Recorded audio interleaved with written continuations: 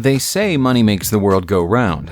Maybe that's why so much of the money we use comes in the form of round coins. We tend to think that banknotes are more valuable than coins, but that isn't always the case, especially when the true value of a coin is far more than the figure printed upon its face.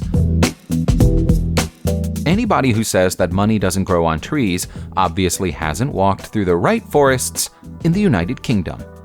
In various parts of Great Britain, and especially in the area of Portmeirion in Wales, you'll come across trees which are full of bent coins. In some cases, the coins have been hammered through into the hollow old tree stumps, filling them to the brim. Coins from all over the world can be found in these forests, ranging in both value and age. The tradition started in the 1700s when superstitious people would use the trees as wishing trees. According to their beliefs, putting a coin into a tree like this and then making a wish could cure themselves, their friends, and their relatives of illnesses. If the coins were removed, though, the illnesses might return. Over time, thousands of dollars worth of currency have been invested into the trees, like a big wooden bank. If you're a coin collector, then the holy grail of your hobby is the old English double leopard, which dates back to the reign of King Edward III and was minted for 6 months between January and July in 1344.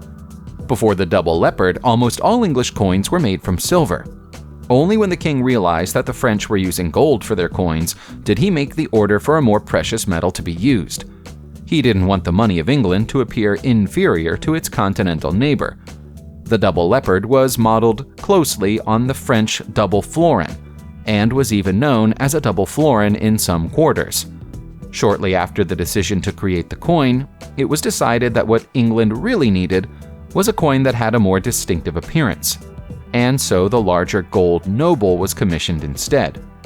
By August of the same year it was first minted, the double leopard was no longer accepted as legal tender, and many of the existing coins were melted down to make gold nobles. That makes any remaining double leopards extremely rare and valuable. One of them recently sold at auction for $850,000. The rarest coin that comes from Russia is one which never entered general circulation at all. The gold 20 rubles coin was minted at the St. Petersburg Mint in 1755 as an experiment. 2 new coins, which were broadly similar in appearance, with the likeness of Elizabeth Petrovna stamped upon them, were created as a test set. One of the new coins had a denomination of 20 rubles, and the other of only 10. It was decided that only the 10 rubles coin would be adopted and issued for use, and so only 2 copies of the 20 ruble variant survived. One of them is now in the permanent collection of the State Hermitage Museum. The other spent years in the Prince George Romanov collection, but was then sold privately at auction in the United Kingdom. It fetched a price of over £1.5 million English pounds, the equivalent of more than $2 million today. The coins created by brilliant Russian designer Roman Butin may not always be legal tender, but they're worth thousands of dollars to collectors. The steelworking genius has used everything from Zippo lighters to scrap metal to create ornate and unique coins. And this take on an old Morgan silver dollar might be his best work. Entitled The Trap with Golden Bait, Butin has taken a 1945 minted golden 2 peso Mexican coin, placed it in the middle of his money sculpture, and surrounded it with a distorted 1900 silver dollar, which has been altered to feature a rounded base. When the gold coin is pressed upon, the steel jaws of the trap Butin has laid around it close. Butin has made dozens of pieces just like this, and likes to call them hobo coins, although they don't attract hobo prices.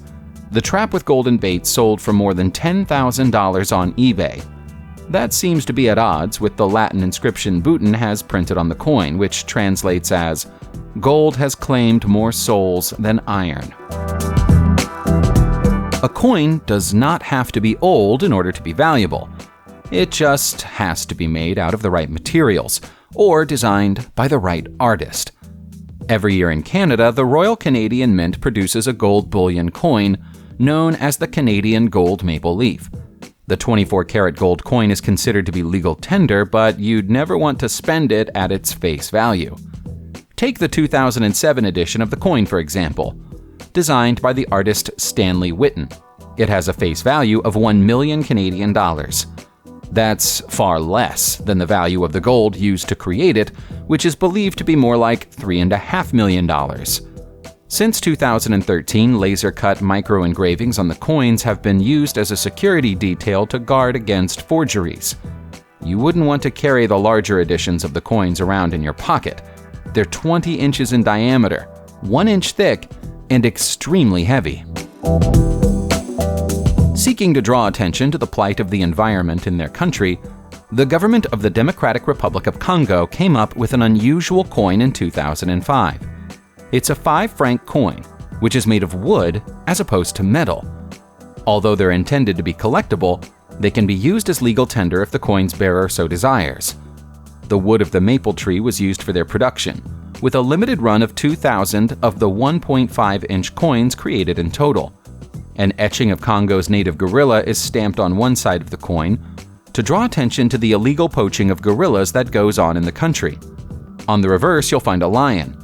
Such was the popularity of the wooden coin that the government decided to produce a follow-up series of coins made from beech wood, with a smaller metal coin inlaid into it. This time, a mere 50 were produced.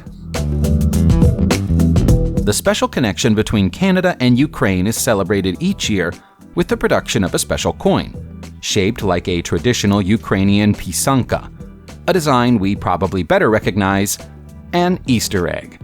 The coins are made as a celebration of the town of Vergerville, which was initially populated by Ukrainian settlers shortly after its founding, and is home to the world's largest Easter egg sculpture. In previous years, the coins have been silver and come with a range of designs. But the 2019 edition is a little different. It's a gold coin designed by Dave Melnichuk, a Canadian of Ukrainian ancestry.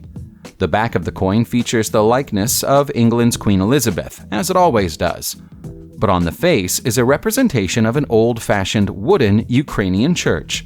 The nominal value of this special coin is $250.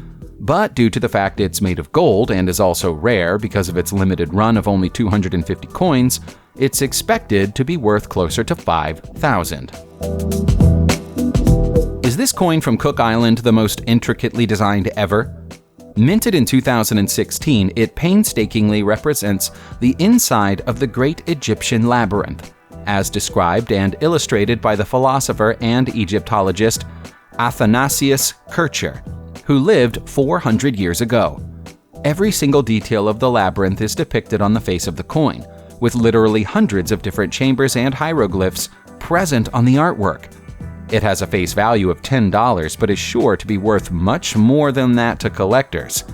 The coin has a slightly concave design, as if drawing your eye deeper into the maze of pure silver. Each of the 999 coins produced came with its own individual box, representing a different part of the labyrinth. We suspect that collecting the whole set would be a job for a multi-millionaire. How would you like a coin which could also function as the world's smallest travel game if you got bored while on the move? In 2018, the tiny Pacific island of Niue paid tribute to the game of chess by minting this special limited edition $5 silver coin. Despite measuring only 2.5 inches in diameter, the face of the coin is a perfect and accurate representation of a classic chessboard. And the coin comes with a set of tiny chess pieces so you can play the game on its surface. Given the minuscule proportions, you'll need a steady hand, a magnifying glass, and a pair of tweezers to move the pieces around with. The reverse of the coin features the head of the Queen of England, positioned right next to a queen chess piece to go with the theme. Only 500 of the coins in tiny chess sets were made, and so their value is already several $100s. That's only going to increase in the future. The uncovering of a strange coin by builders working on a house renovation in Egypt during 2016 caused the entire construction project to grind to a halt for a moment. The seemingly ancient silver coin has a depiction of a head on one side of it, but there's no way that's a human head. It looks more like the classic depiction of an alien, with a domed skull, big black eyes, and a tiny mouth. The inscription on the back of the coin only added to the mystery. It appears to show an alien spacecraft, with the surrounding Latin text translating as "here in due course," along with the date of 1656. Is this evidence that Egypt was visited by aliens during the 17th century? Actually, probably not. It's more likely that this was once a standard silver coin, and has been sculpted into its current form by the same method Roman Boutin uses to make his hobo coins, although not quite to the same standard.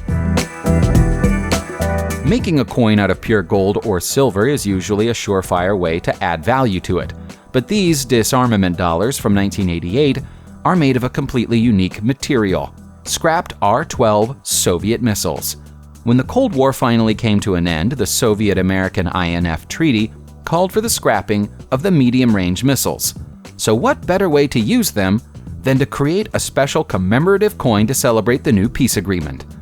Initially, the coins were only sent to the architects of the peace agreement, Mikhail Gorbachev, George Bush Sr., and Margaret Thatcher. Then, additional coins were minted and sent to the mayors of Nagasaki and Hiroshima in Japan. Eventually, it was decided that the coins should be available to collectors, and hundreds more were commissioned, with the proceeds going to peace charities. Each coin comes with a certificate confirming that despite its past life as a nuclear weapon, it poses no threat to human life. This somewhat misshapen gold coin looks like a reject or a defect, as if something had gone wrong during the minting process. It isn't. It's a golden Ugrian Chervonets, and dates back to the final years of the 16th century. Coins like this one were given by Boris Godunov to reward those who served their country, or him individually, with distinction. The incredibly rare coins have a value of over 1 million rubles, which is equivalent to over $150,000. So how did one of them end up stuck in the mud on the banks of the Yauza near Moscow? An amateur historian working with a standard metal detector found the coin and took it to officials working in the treasure hunt office to have its authenticity confirmed. What will happen to it next is less clear. Often, the state will claim possession of valuable cultural items and pay 50% of the value of the item to the finder. If, however, it turns out that the coin was recovered from private land, then the discovery will be classed as theft, and the finder may face up to 4 years in prison. No wonder the lucky detective wants to stay anonymous. Subscribe to the channel and turn on notifications, and you will be the first to know when a new video comes out. Thank you for watching, and see you soon.